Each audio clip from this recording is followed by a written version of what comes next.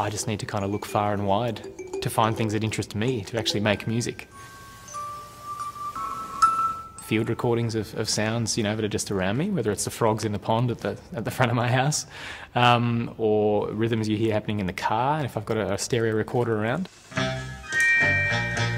Old records, DVDs, CDs, video cassettes, anywhere and everywhere really that I hear something in the world that has some kind of aura to it that feels to me like, if captured in some way, it can be translated and lead to, a musical idea. I live in a little town called Summers, but in the last couple of years I've been lucky enough to set up all my gear in a barn that my dad built, which is a couple of towns away from where I live.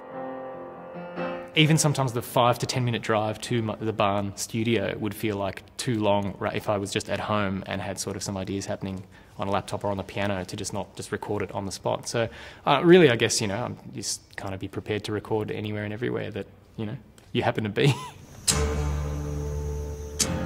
I sampled this instrument called the Winton musical fence in a song, which is in outback Queensland.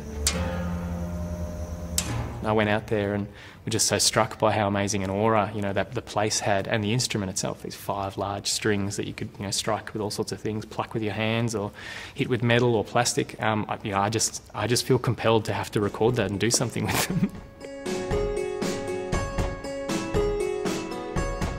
I mean, people are always saying, oh, you're a perfectionist, aren't you? Are you? And, well, I guess so, yeah. I mean, I have high aspirations in that respect, I suppose I'm a perfectionist. But I find sometimes it irks me a little when people say that, because to me it suggests more, I feel when people say it, it suggests more unable to let go of things. And I think that's one thing eventually I've been able to do with this record, even though it's still taken me 2.5 years to make it, whereas I wanted it to sort of hopefully only take about a year, I thought was reasonable.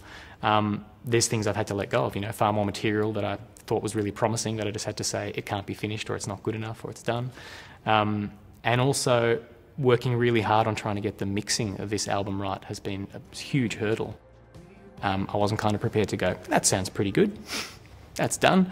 So yeah, it took a lot of time doing some mixes 2-3 times. Some songs just did eventually get there, but a couple there also I let go of eventually, because in the mix I just felt they seemed to step too many steps away from what I thought was the potential they had originally. So it's like this kind of vision of what I thought could be something really exciting as a song and as a piece of recorded music seemed to step further and further away from what I thought was anything I liked to this. Yeah, and I'd never had it so intensely as on a couple of occasions on this record where I just sat there listening to a final playback of a mix going, I hate this music.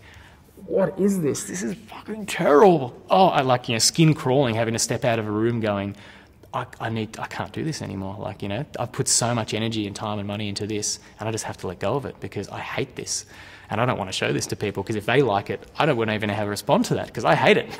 So, and I mean, that's just one moment, because I can have other days where they'll come back and go, yeah, this is a pretty good song. This is great. I like it. I think people might be interested in it. Great. So my left hand can play the choir, and 16-foot diet pays on. And Larry's patented orchestral symphonizer.